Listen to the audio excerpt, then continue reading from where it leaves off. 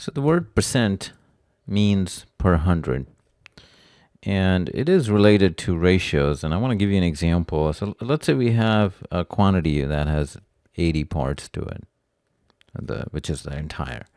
And if we have a portion that's 20, so we know that the ratio of this part to the whole, I'll write it as part over a whole, is 20 over 80.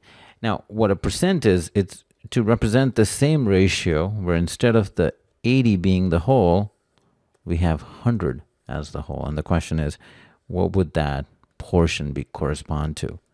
So if we say 20 over 80, we're looking for what this piece needs to be. Let me just call that x out of 100. And if I compute this x, I just multiply both sides by 100. And I can reduce this. So this is 4 goes into 8 twice. That's 5, and I get 25. So what we're saying is 20 parts out of 80 is equivalent to 25 parts out of 100. And another way of saying this is that 20 parts out of a whole of 80 is the same as 25%, because that word really just means 100 per 100. So essentially what we're doing is we're using the same base. The whole is always 100 to write what that amount would correspond to that. And what the idea with percent is, it's easy to compare.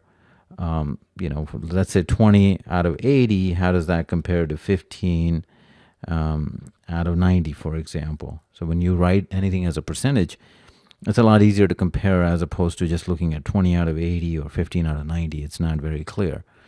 So that's the motivation behind the percent.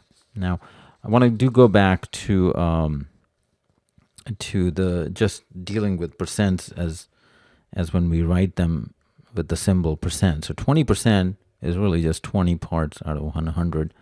We can write it in a decimal form, or we can write it as a fraction. So 20 over 100 would be same as 20 over 10. I can reduce it further, so 1/5. So they're all equivalent. You're really saying the same thing. 20% is same as 0.2 is same as 1/5. So you can either use a fractional equivalent or a decimal equivalent, and they're all equivalent.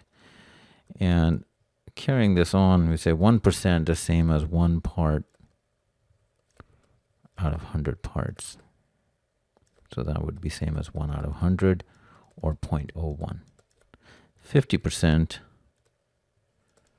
would be 50 out of 100, or half, or 0.5. So it's important to know some of the common ones, what they're equivalent to. And if you see 0.3%, that's just 0.3 parts out of 100. And you could write it in decimal form, moving the decimals 2 places back. And I do want to point out not to confuse between 0.1% and 0.1. So if you look at 0.1% is 0.1 over 100, it's 0.001, or 1 over 1,000, same thing. And 0.1 is 1/10, or which is same as 10%. So you'll see that these two aren't the same. So do keep that in mind. That is a common source of confusion, especially when we get into percentages, the quantities which are less than 1. So all of the basic percent problems can be solved with this setup.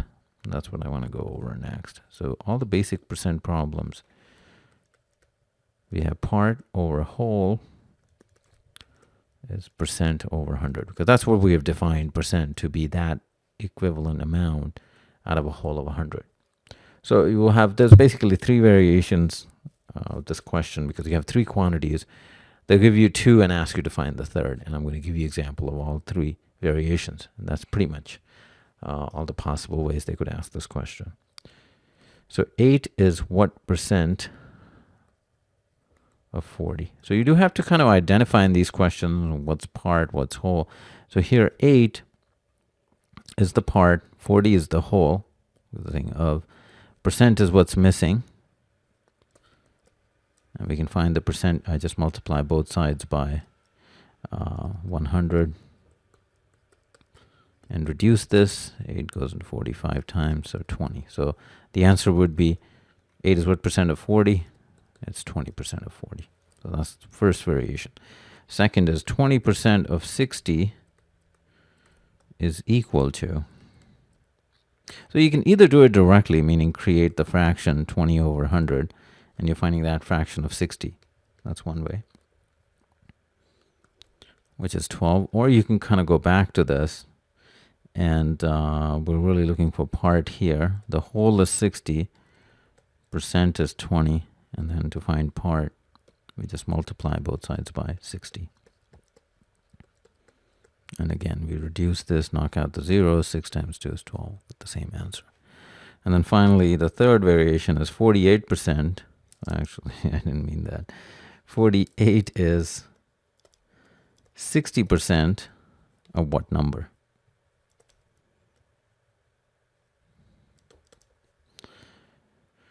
So here, this is the part. Actually, I should just replace it with 48. And the whole is missing, and we're given the percent. So we can cross multiply 60 times whole, and to find the whole, I divide both sides by 60. Reduce this, 6 goes into 48 8 times. I get whole, that's 80. So that's pretty much the three variations they're going to give you in the exam. The ones that I went over, these would be considered the easier medium level problems on the SAT.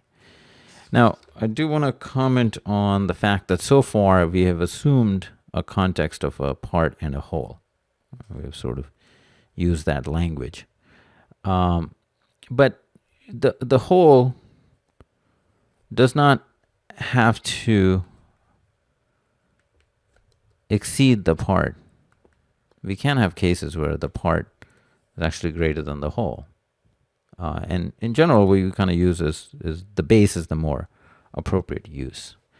So here, if I said, 15 is what percent of 5, clearly 15 is greater than 5. But if I had to find that as a percent, 15 over 5, percent over 100, this is 3. You'll find that this is equivalent to 300. So 15 is what percent of 5? 300%. Or in other words, 3 times. They're both the same way of saying that piece of information. Now, they could also ask you 150% of 60 is equal to, so you're saying 150 over 100. That's the fractional equivalent. You multiply by the whole, and then you reduce this. 15 times 6 is 90. So 150% of 60. You can think of this as 150% is 100% plus 50%. 100% of 60 is 60 itself. 50% is half of that, which is 30. So that's 90. Another way to think about it. But and also then finally, the decimal equivalent of 150% is just 1.5. So that's another sort of thing I want you to keep in mind, that the whole can be less than the part. So it's more appropriate to call it just base. But you'll see a lot of people use that terminology. Now, in this portion here, I want to go over the algebraic representation of percentages. When I say algebraic, I mean if they said 20% of x, because you will often see that on the SATs. So you would say just 20 over 100 times x. You can write in decimal form, 0.2x. Same thing, 35% of p. And you'll see that now you can just move the decimal 2 places back, because you're going to only divide it by 100. So you can immediately write that. So this is helpful in many of the problems. Now, there are some problems where the language would be, or they would want you to write the answer in algebraic form. What is x percent of y? So here, when they say x percent, you have to write it as a fraction first. So it's x over 100 times y. This is not equal to just xy. Because if you think with numbers, if I said 20% of 80, this is not just 20 times 80. We know you have to rewrite it as 20 over 100 times 80. So that's a key distinction. And then depending on how they want the final answer, they could leave it in this form. So you do have to glance at the answer choices, or leave it in that form. So you have to be open to that.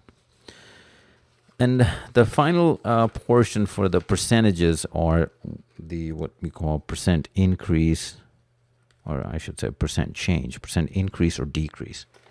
And this is typically, you have to use that when a quantity changes from one positive amount to another. So for example, let's say price of an item went up from $64 to $84.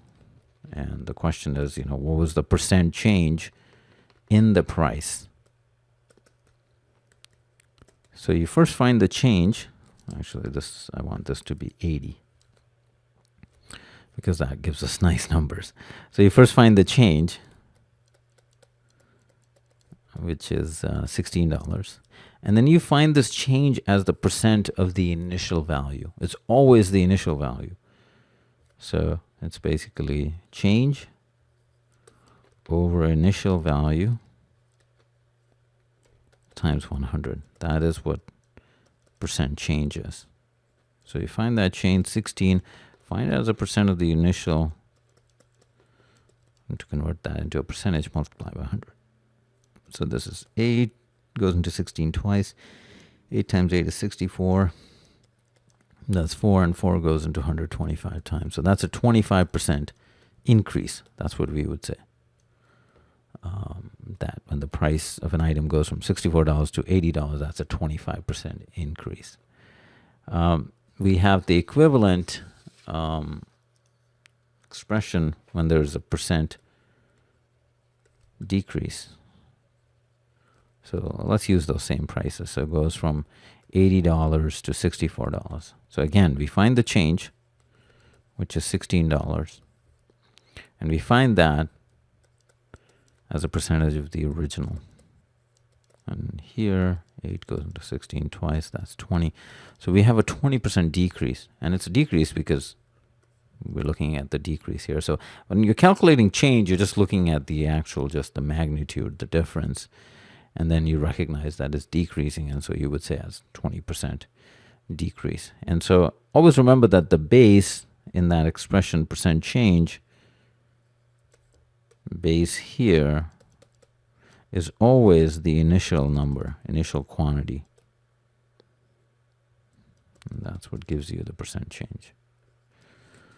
So, and also I do want to point out that when something doubles, so if any quantity, for example, something goes from 80 to 160, so it doubles, that is equivalent to 100% change. I should say 100% increase. Because here the change is $80, and $80 as a percentage of 80, that's just 100%. So when something doubles, that's equivalent to an increase of 100%. So that completes this lesson on percents.